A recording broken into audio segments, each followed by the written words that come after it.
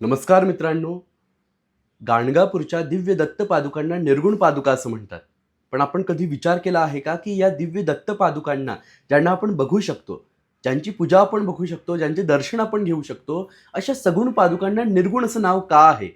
खरं पाहिलं तर निर्गुण म्हणजे जे निराकार आहे, जे अनुभवता येतं, जे व्यापक आहे, पण जे दृश्य रूपाने दिसत नाही, अशाला निर्गुण असं म्हणतात. पण याचं उत्तर स्वतः गुरु महाराजांनी 50व्या आणि 51व्या अध्यायामध्ये प्रगट केलं आहे. गुरु महाराज म्हणतात, की गाणगापूर हे आमचं नित्य वस्तीचं स्थान आहे आणि भक्ताच्या रक्षणासाठी, भक्तासाठी आम्ही, भक्त कल्याणासाठी आम्ही अखंड गाणगापुरात वास करतो.